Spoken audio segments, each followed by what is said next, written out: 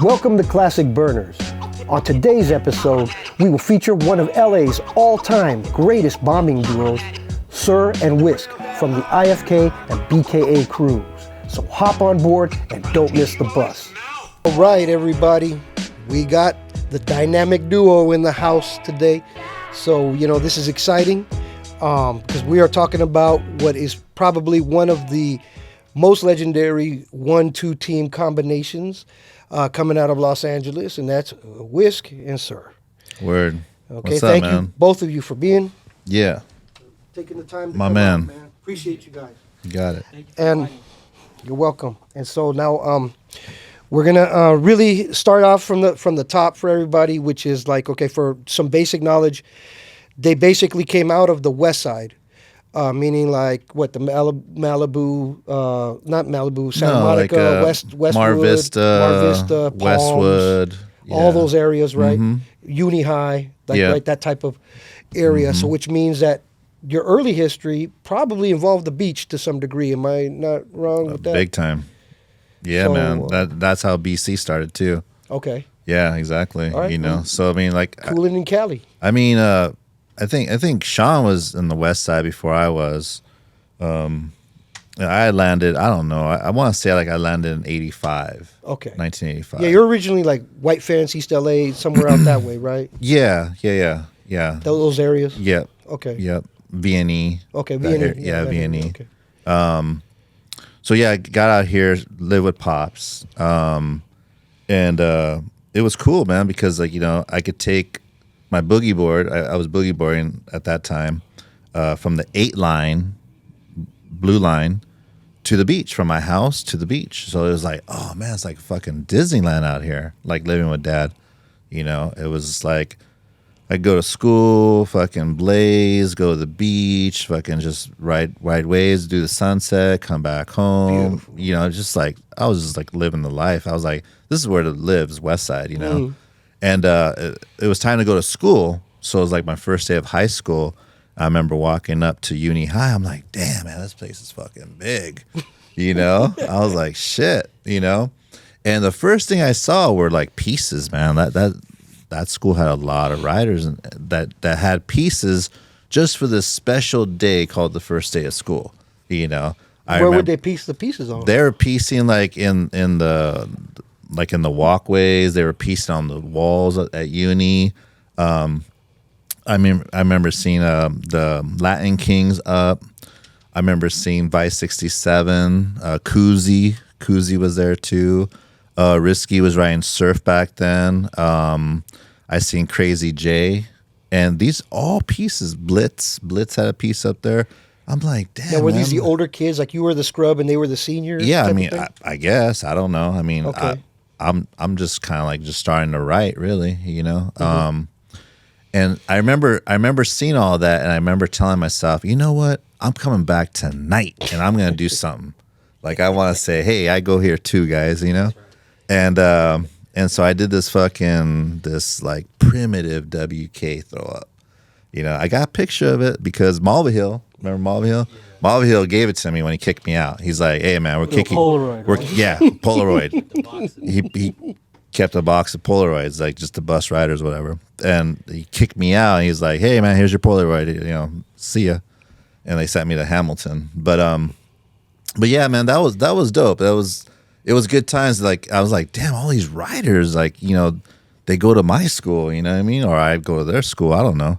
And I just started meeting everybody. And I met Pressy, Edit. Yeah, rest in peace. I met Risky. There was another kid. He used to write Spray Crazy. It was I think his name was Junkie, Jonke, but he wrote Spray Crazy, which I thought was really cool. I saw Kuzi up. I just like really really cool to see these riders and stuff. Now, was there age difference between you two, or you guys? Yeah, were we're about like the 2 years old. Maybe I'm 2 years older than you. I never even thought about it, but he was always he was in high school and I was in junior high. Okay, so it was kind of like that division. I didn't really think about the age. When I met him, he was 13 and I was 15. Okay, but when you're going to uni, where are you going at the time? When I was hooking up with him, it was Emerson Junior High. Emerson. I think Resson said he went to school, the same school with you. He used to get bused from Southgate to Emerson. Yeah. Do you remember a guy, Resson? Resin. Resson, right? Yeah, Okay. yeah. He had a piece book with your tags in it and stuff. So I remember. Yeah, That's dope. That's dope. Yeah, I'm from originally like the Carson area. I was born in Inglewood, then moved to Carson. That's where Dream and the ABC crew out there, they were bombing back then. And I didn't really have any idea what it was. But by then I had already transferred to LA. I went to Virgil Junior High. I met some writers over there. They were mostly doing, gang kind of throw-ups and tags and stuff like that. And then when I finally got into the graffiti thing, I was at Bancroft. That's where I met Mech and a lot of good writers went to Bancroft. Frost. Big Price, Smurf, Reef. Exactly, exactly. That whole crew was up there. Chicagoism went there for a year and a half. He's now with the Jurassic 5, right? Yeah. So Rem and Relax were there, dog. They were fucking the homies back then. Anytime I got into trouble, they'd always come back and back us up. Those were like Hollywood Kings, pretty much, right there. Basically, right? Yeah. I mean, they were just holding it down in that area. I mean, Carlz and Relax, they were just men at that point. Right. I looked up to them. I mean, it's like, dude, what are you doing in junior high, dog? Right. They were holding it down for me. So there was one event where Sire from KSN came down, looking for, I think, Mac and me. And basically Rem backed it up and kept us from getting our ass kicked. I mean, we were kids, man. We were just 13 and they were coming for us, you know what I mean? Get Up Stickers is the ultimate bombing sticker. Made from military grade materials, these stickers are super easy to peel and were made for putting on tanks. So you know they're gonna last. So click on the link below to submit your designs. You don't want to sleep on this.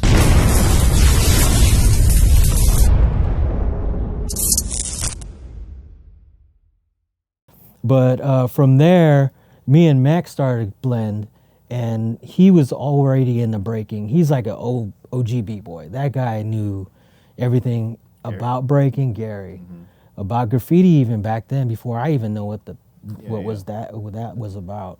What was the name of the breaking crew that was predominant for Bancroft? He was there was LA Breakers and there was Shake City. And he was more down with Shake City because him and his sister's kind of involved with like one of the breakers there, but they were on the boulevard a lot breaking. He introduced me to Zodiac, and that's kind of where I got a taste of graffiti because they used to go down underneath the parking lot where Man's Chinese Theater, a little bit in the corner where the new mall structure is. That used to be a parking lot, and underneath they used to tag. Everyone from New York came down and wrote Flip Rock from NYC. I remember seeing that specifically. I'm like, what the hell is that? And then Gary started tagging the floor too. And I go, okay, well, give me a name. And he goes, well, you do this and that, and we'll call you Flex. And he was Flare, because Homeboy was busting flares already. Oh. Flares in the windmills and all that stuff. Back then. Yeah. So that's like a gym for the viewers. The flare is like a breakdancing move where it's like a gymnastic, like on those horses, what you would do, a pommel horse, right? Exactly. But on the floor, which was very hard to pull off. It is to this day. Oh yeah. Then we kind of transitioned into just graffiti and record collecting, and that's where we kind of got into DJing. So. Back to the transition to Emerson, then I got transferred to Emerson, and that's where I started seeing his name on buses. And I had already kind of been tagging a little bit with my name Flex, with little pintail markers, but I used to see his tag a lot with this crazy K that went, woo, one of these swirly Ks. It was wild, bro, to see his name up on a bench, and then I would see it again inside the bus that I was sitting on. So I was already a fan. You know what I mean? Before I even met him. And I heard legendary stories of this guy redheaded guy, and he would just come in the bus and just tell the bus drivers, I'm going in the, it's like folklore stuff. Like, I'm barging in here, I'm riding on the ceiling, like the smooth with a mini or in the uni. And I would just go, how the hell does this cat get here? There must be, the only way to do it is just to do it, right? But naive, I didn't know how it really worked back then. And that was kind of like the beginning of the end, I should say. Yeah, that changed me forever. But see, Sir was up though too. He's being pretty modest. He's being modest. I definitely saw a lot of work, major work. I just remember because I landed on the west side. I'm like, just kind of surveying the area and stuff, and some dude named Shogun was up. Sir was up. Edit was up. Legend, remember Legend? Legend was up. Legend, Legend. He was a Latin king too. So that's who I seen up. Yeah. Mad, right? Yeah. I mean, I'm not talking like city riders that were up. I'm talking West Side riders that were up. Gotcha. And these are the West Side riders that were up. And I remember pretty clearly, I would always have like my little spot. Like I would just start riding and just like release them.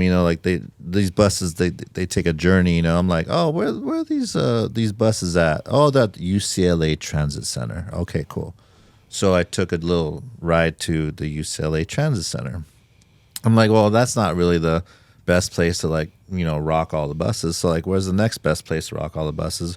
Well, as they come down Westwood, that's really where to get them, like Westwood and Wilshire, So, I just poke out, and then poke back in, and I just kind of just hit them all.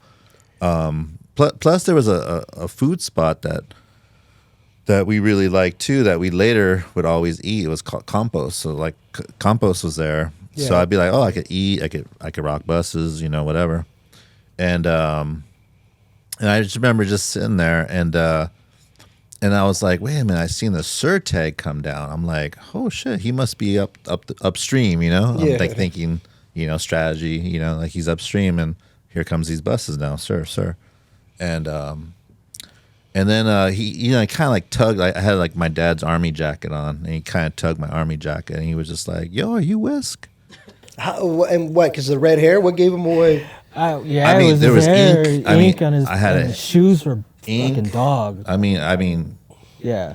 You had to know that was Wisk, probably. Yeah, you kind of feel weird, trying to approach somebody, and you have no clue on how to do that. As a kid, I had no etiquette. I was just kind of like, hey, mister, that kind of attitude. It was weird, man. I was like, damn, this must be him. But you felt this is my chance. I got to do it now.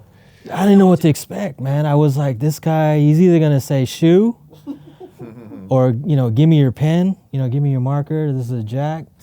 Or what I hope it happened is like, you're Sir? And I'm like, you're him, right? You're Wisk, right? Cool. Prove it, bro. And he just fucking busted on the bus. The people are still getting on the bus. Ladies stamping the tickets. And he's just like, right by the door. I go, that's the dude. That's him for sure. That's it, It's because back then it was like writers. There was no standard look, and you couldn't tell really, other than maybe ink on hands or something, right? That's about it. I mean, that's how we could tell. Yeah. You know what I mean? But then I was just like, I'm Wisk, man. What's up? What do you write? He's like, all right, Sir. I'm like, you're Sir? Like, whoa, man. And it's like, man, that was it. It was just like instant, man. We just fucking just went on a mission. Yeah, it was just like, on it. You know what I mean? So at this point, you guys are still not in WCA. No. WCA is already an older crew, at this time. Yeah. Yeah. So how does the transition happen for you guys into WCA?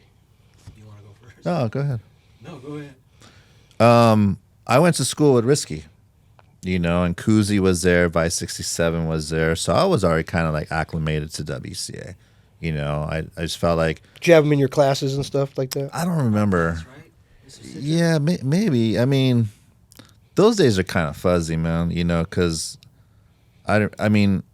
school really bored me, I just wanted to just go bombing now. This was this new toy I had, and I just wanted to just really make a statement, you know. Was Uni so held down that you had to jump the fence to get out?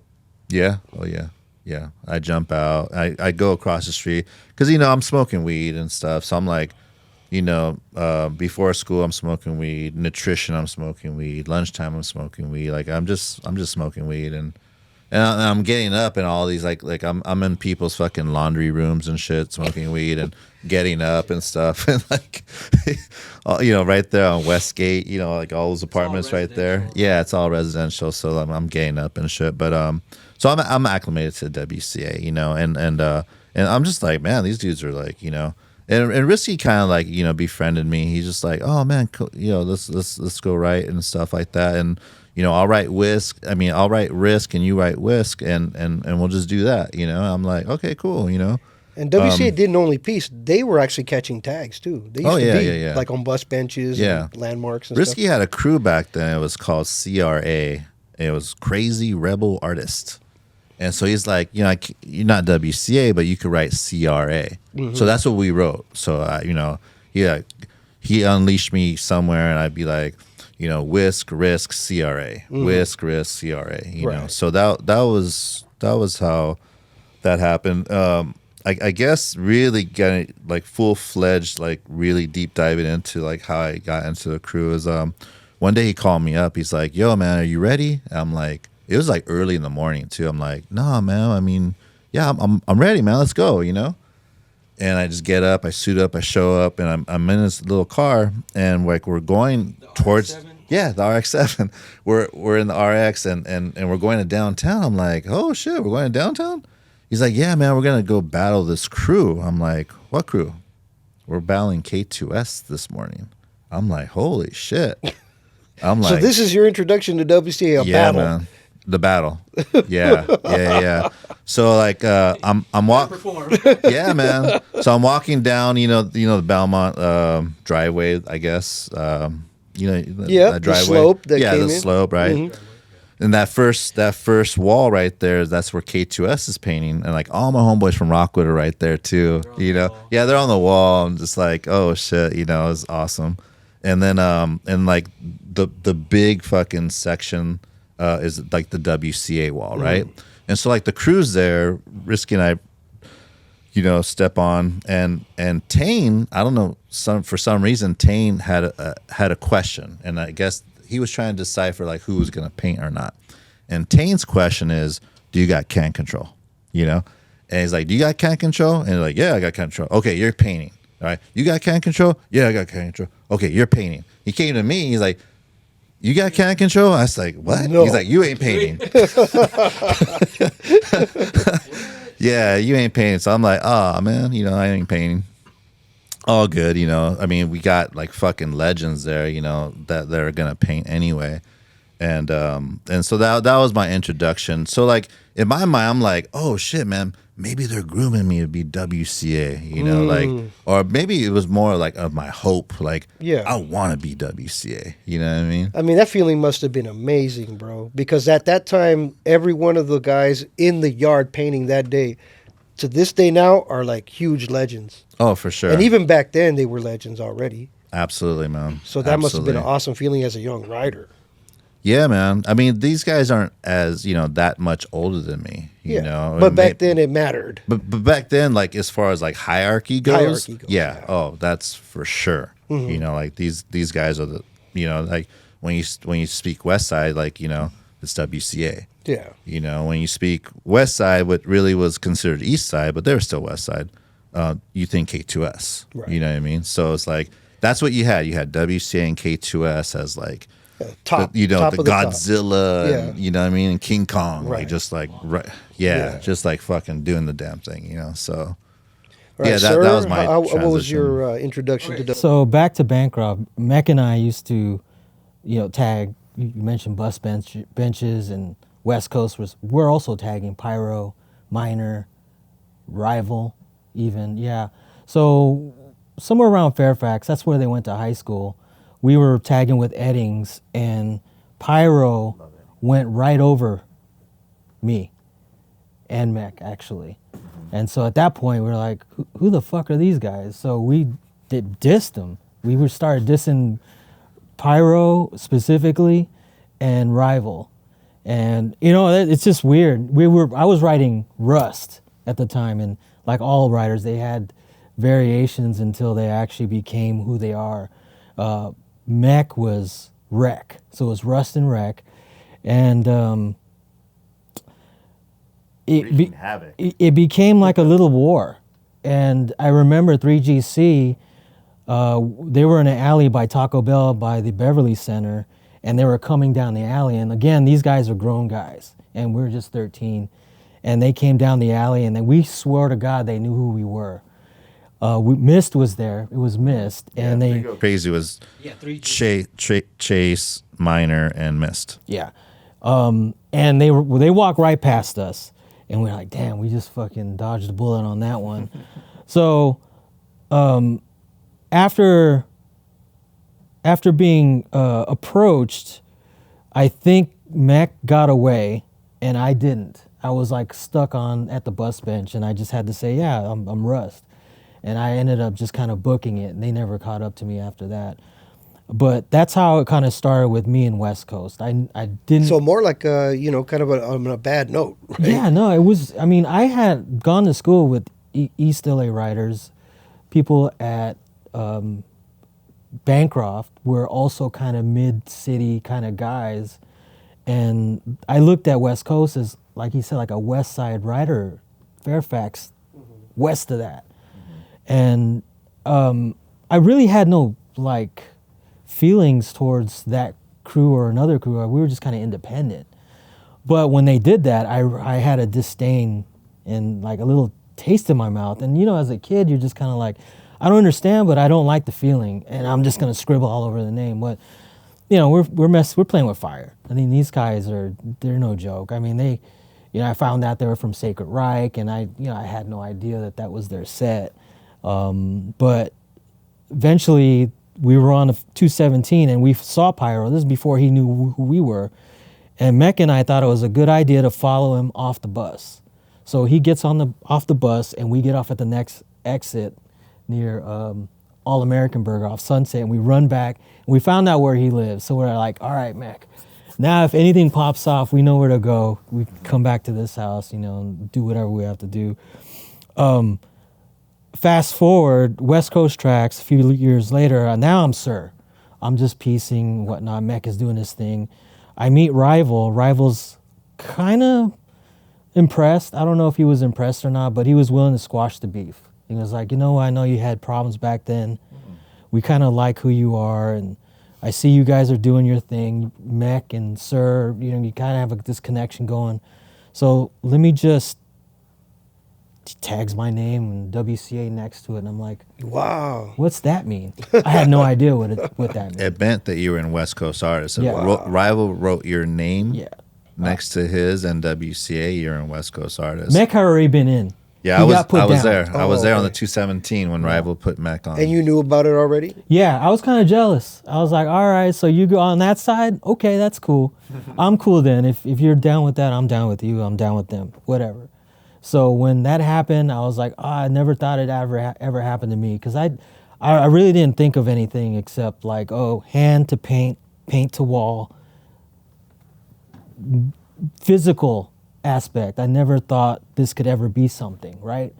And when they approached me as OGs, I go, whoa, this is kind of different. Maybe I should really start thinking about. So their level what this of could piecing be. must have felt like really big time, right? Oh, hell yeah. He was Yeah. just killing it with the silver and black, flat black. And I'm like, damn, man, I wish to do that one day, And Homeboy had this aura about him, this swag, Homeboy's tatted up already, long fucking hair, shirtless, fucking the Talking about Nate? bitches. No, I'm talking about Rival. Nate. Nate, yeah.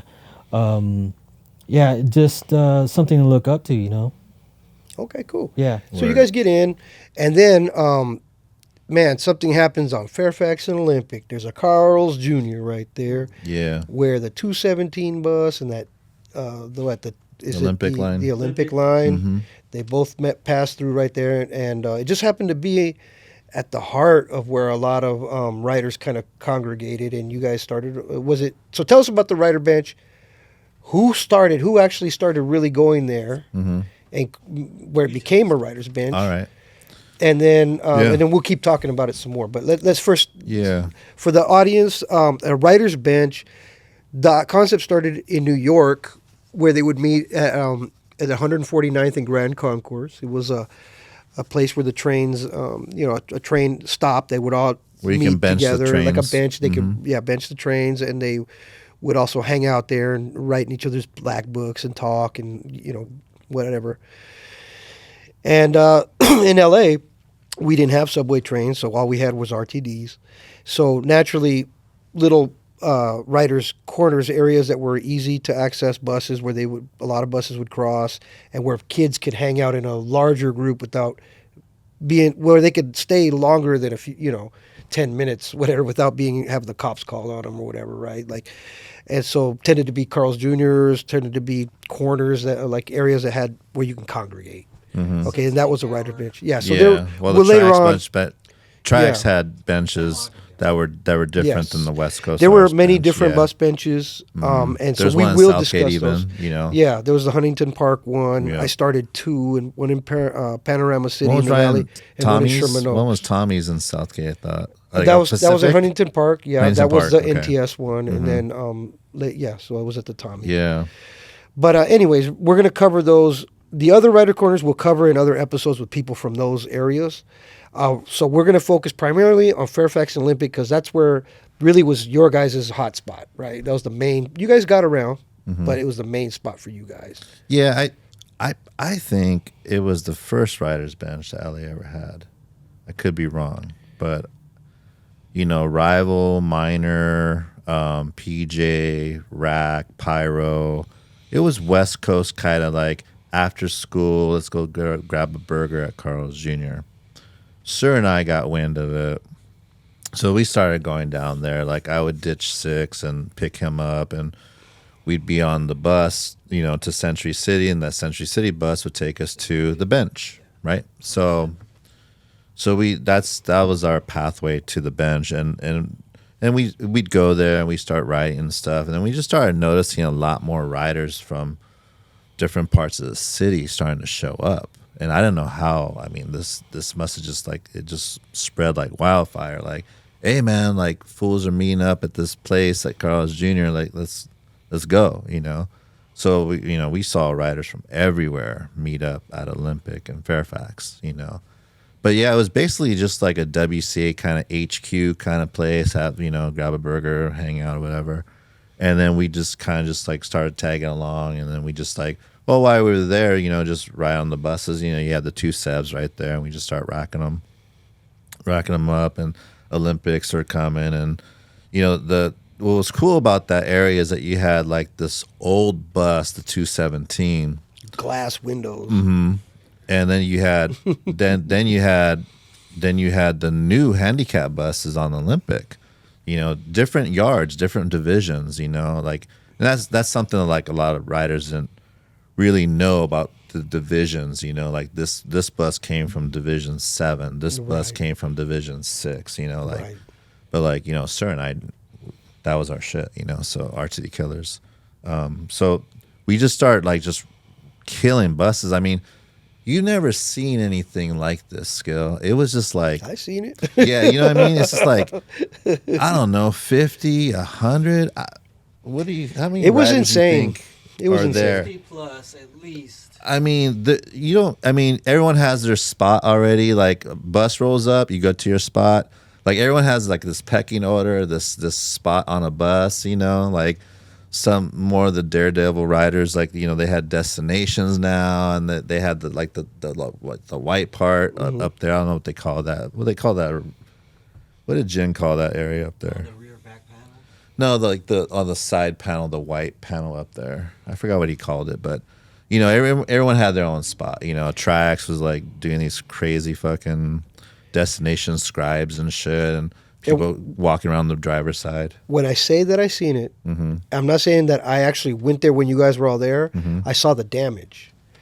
I saw the 2 set because I used to go on the 217s sometimes, and bro, they were murdered, bro, murdered, and I was like, how the inside everything just caked, bro, and I was like, there's got to be like there's somewhere where these are getting attacked on this level. Like this isn't just like a normal like a spot where a dude's getting here, a dude's getting over there. Yeah, and this is all too much at once. Right. You know what I'm saying? Oh, so that's how exactly I'm right. saying I seen it. You know what I mean? I saw the damage that you guys had done. It was ridiculous. It'd be like one bus, and back then they didn't buff like really fast. They didn't have a buffing system set up, so you could have kings of lines, like, and you could have most definitely, yeah. kings And so of Sir lines. was definitely a king of. There was several lines I saw that, like the Santa Monica bus. He was always SR with a uni wide, like by the back.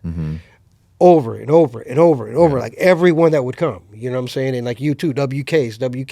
RTD killers were prominent, you know, even before they were RTD killers. Right.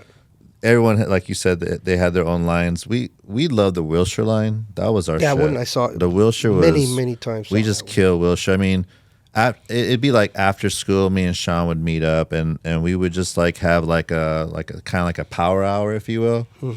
Right there on Westwood and Wilshire, you know, just fucking just racking them up, you know, every single bus, you know. So, yeah, everyone had their own line. Everyone knew their you know what. Everyone knew each other's lines and who they were and stuff like that. You know, we also loved the number one bus. You know, number one bus. Yeah, those are great. Those are awesome because they came all the way to Century City, which was like kind of in our wheelhouse. You know, to downtown. And then it would go to downtown, right? So like, fuck, man, it was just so awesome to like to make a left-hand turn and yeah.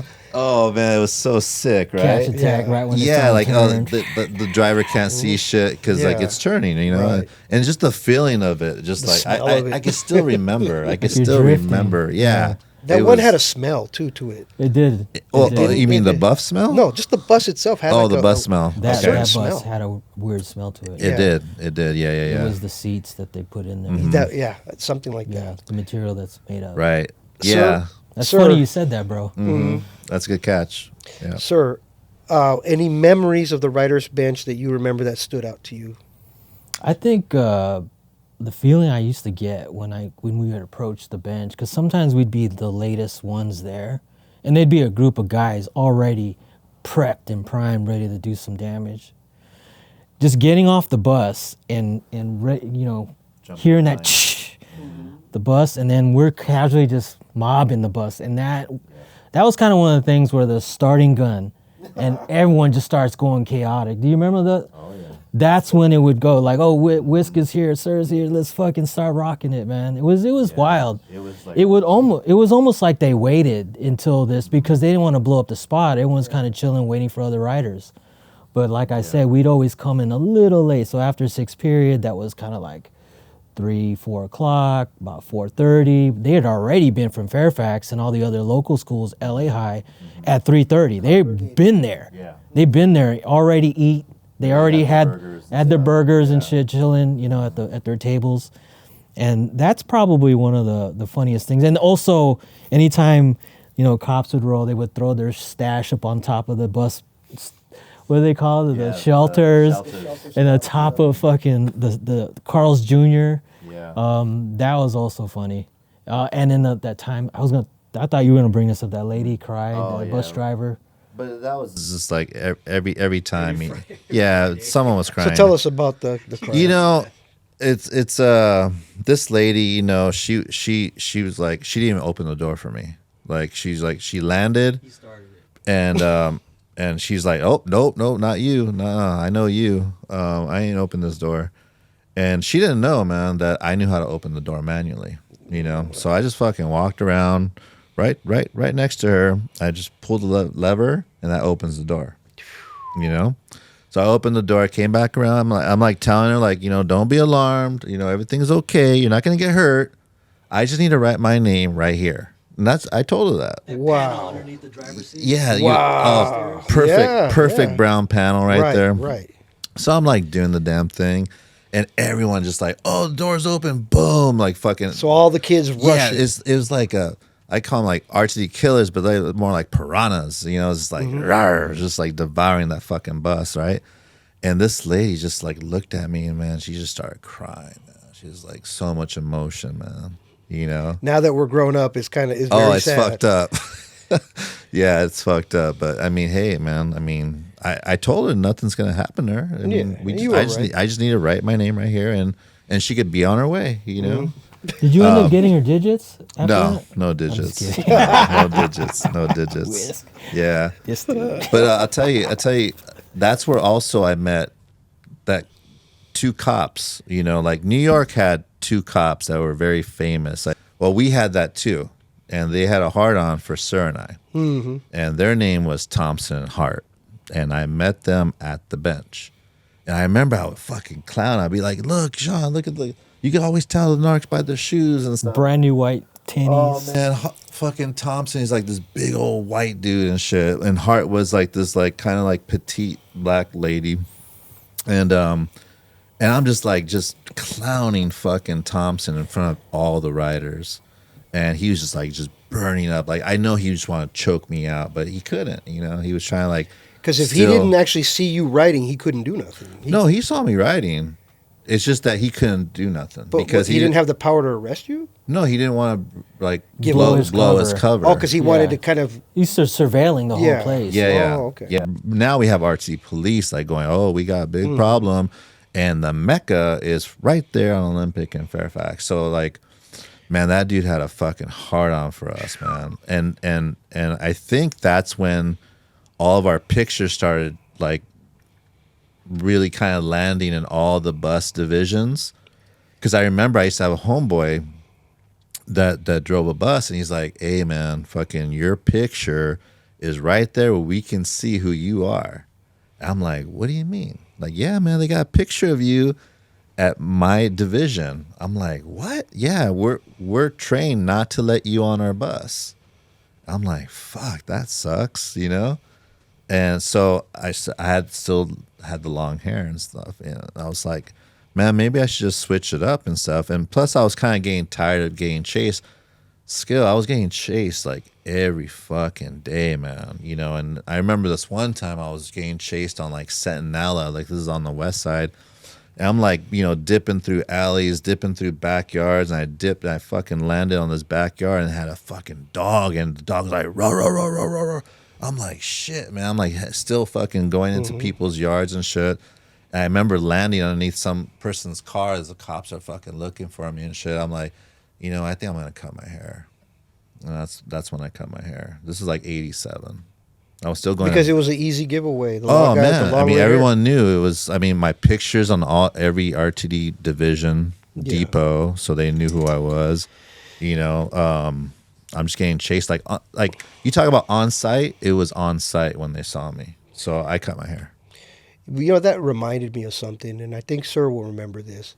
I don't know what year it was. It might have been 88, right? Or 89. It was 89 maybe.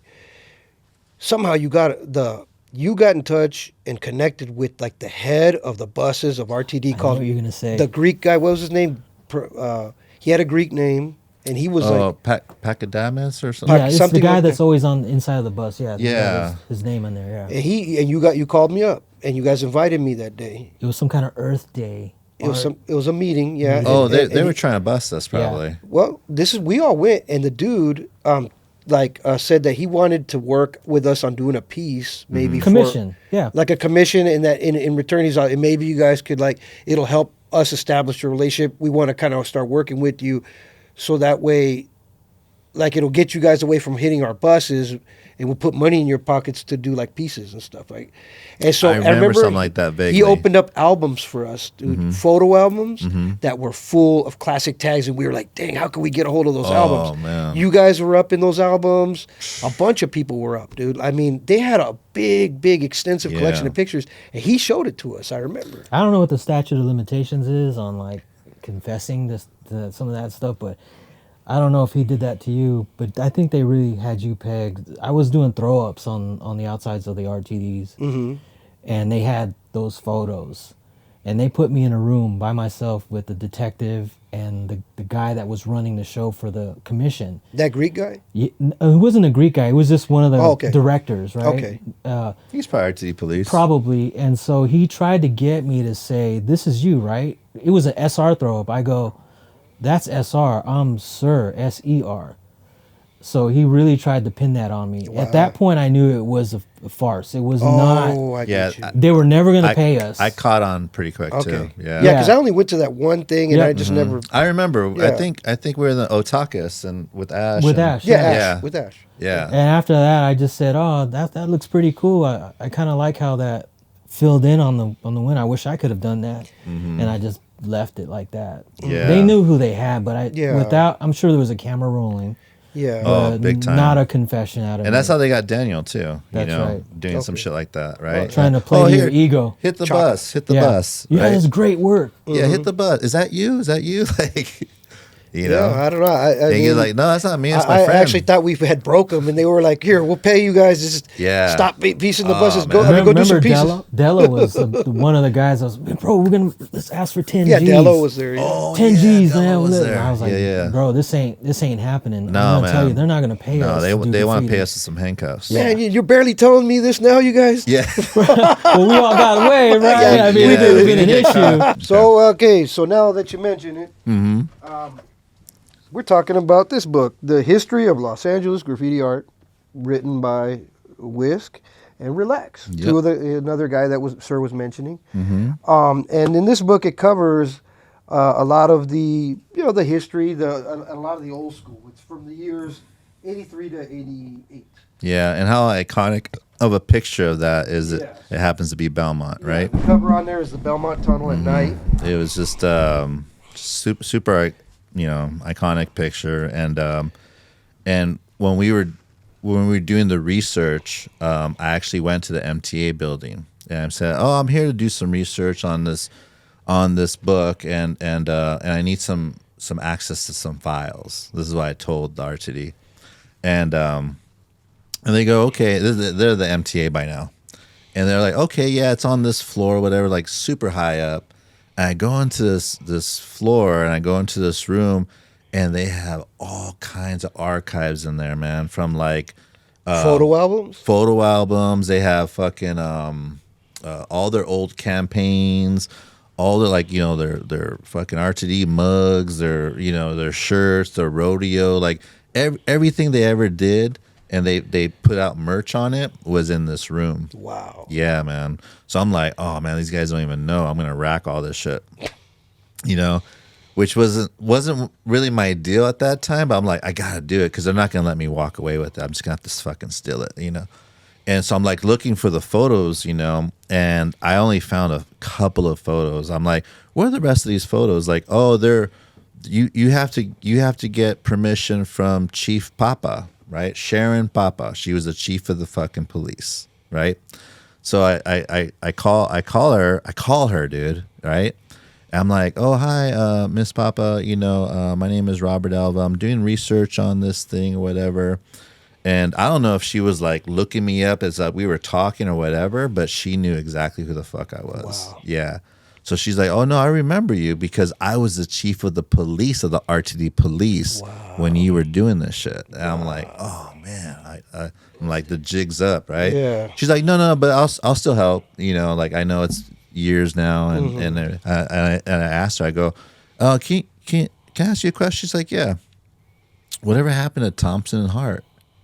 And she's like, "Oh, Thompson retired. He moved to like Palmdale or some shit, and Hart's still working, but I can't tell you, anything like that." Well, I asked because I'm thinking like they probably have some of these pictures I'm looking for. Oh, they have them all. They have them all, and I have them too. But let me just kind of sleep on it, think about it to see if we're going to release them to you. And then she asked me, "Well, what'd you get when you were in our room?" And I go, "Oh, nothing. I saw some cool stuff. I mean, if I could purchase them, that would be great." She's like, "No, nothing's for sale."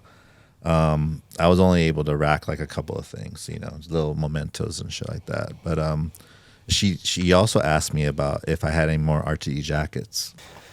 All right, so now talking about RTD jackets. Okay, so these things were basically prized Trophies, trophies, Big back time. then. And the drivers wore them. Sometimes riders would get lucky enough to catch them slipping on they'd leave them on a layover and go out to get lunch somewhere, and they would leave it maybe on their seat or something in there. Yeah, and then all you had to do is just open up their window right by their driver's side, pull a little lever, and it'll let you right in automatically, and you grab their jacket. You know, we grabbed a lot of jackets. Do you know how many jackets you grabbed? I still have 3, I think. Yeah, he still has 3.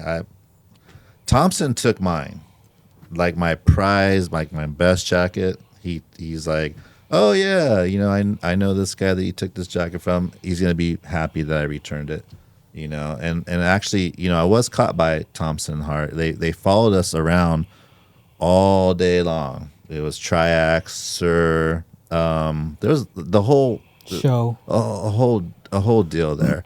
I think Pino was with us that day. Pino too. was there. Pino was with us that day too, from West Coast Artists, and this is on a Vermont and Olympic, and we pulled back, and you know we hit the westbound side, right? It was going westbound. Yeah. Yep. And we pulled off the line, and we smoked a little something, me and Pino, and then we got back into the lineup. And I just remember just seeing all these shadows and stuff, and then I just got tackled. I'm like, what the fuck? I'm like so lifted. I'm just like, what's happening here, you know? And homeboy fucking whispered in my ear, and he said, do you remember me, Red? That's what he told me. Wow. And I'm like, no, I don't remember this fool, you know? It must be Thompson, though, right? So he fucking turns me around. He slams me on the fucking floor. He handcuffs me. He's like, I've been waiting for this day for years. I'm like, wow. I had just turned 18. He purposely waited till I just turned 18 so he can throw me in fucking the county. Wow. He took me to the glass house. I'm like 18 years old in the glass house.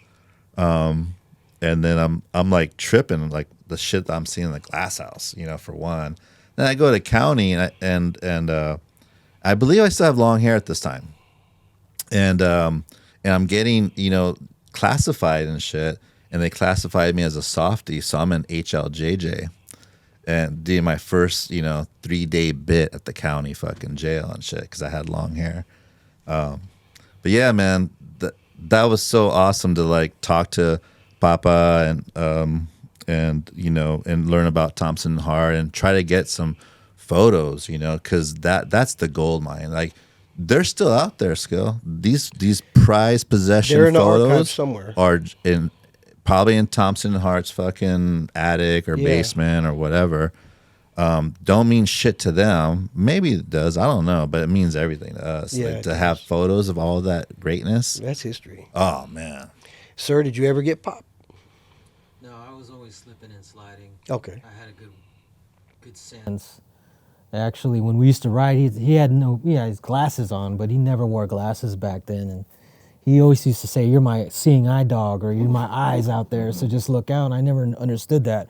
But now that I understand, like, he had like issues with vision, maybe at night, and I used to always be the guy looking out, you know.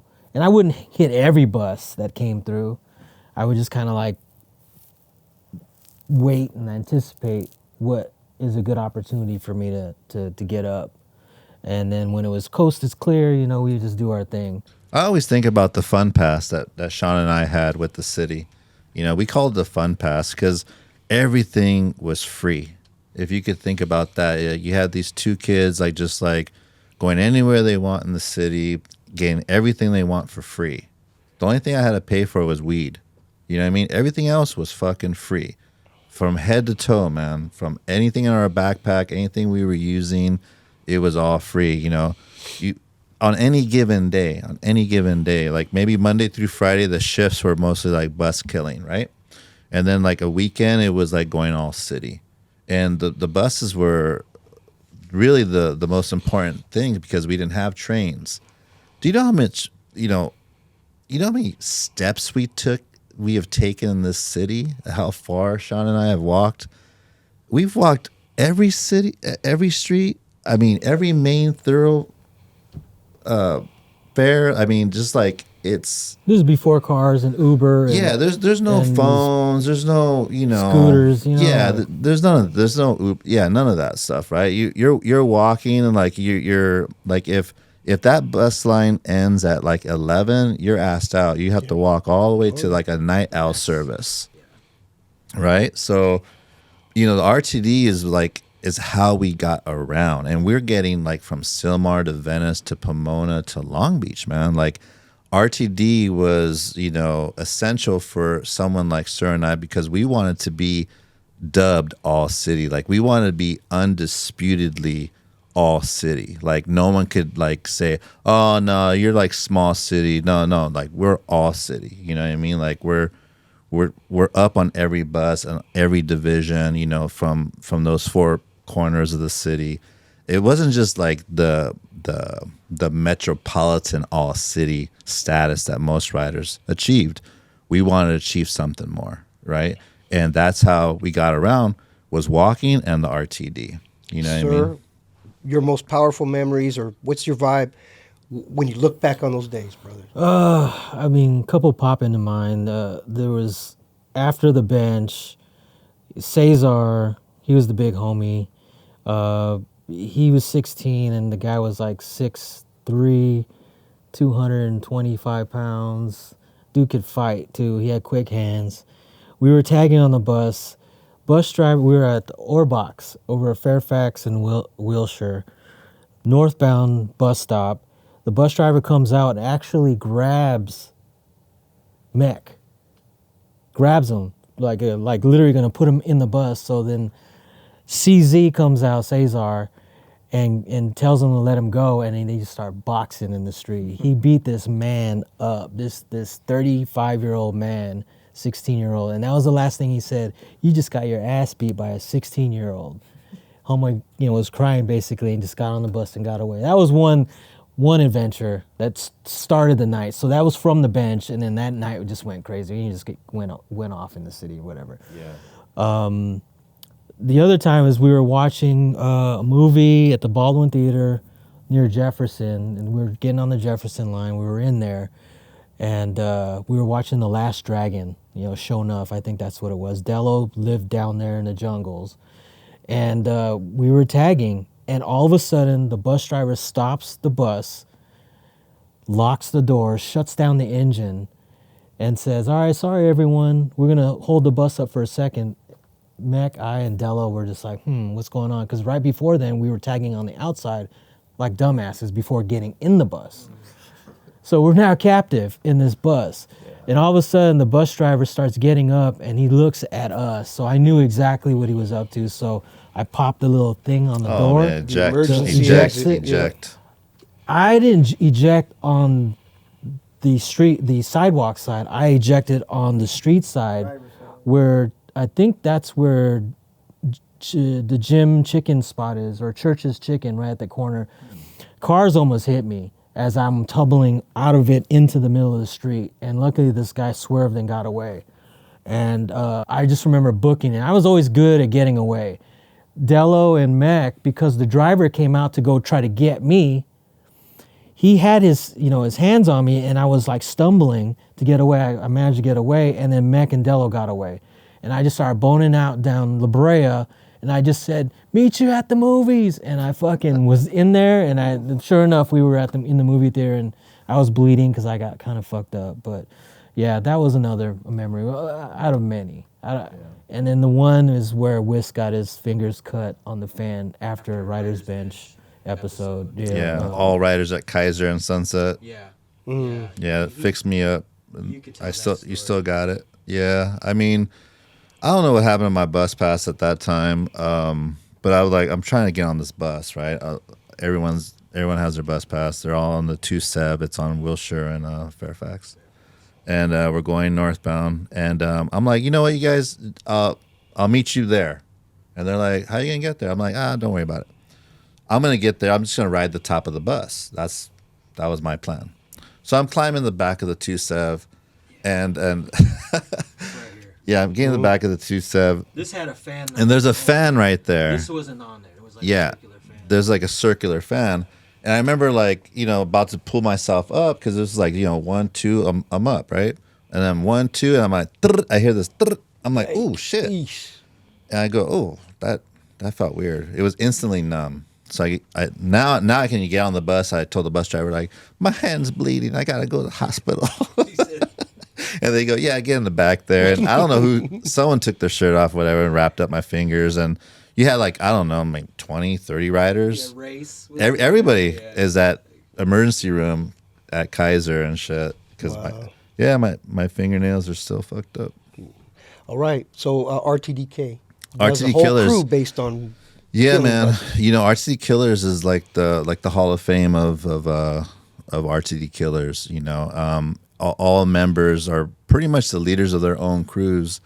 But that line started. It had that crew had to get started, and so in '86, Trax had this like fresh new blue chisel tip Sakura. Remember those, the ink ones?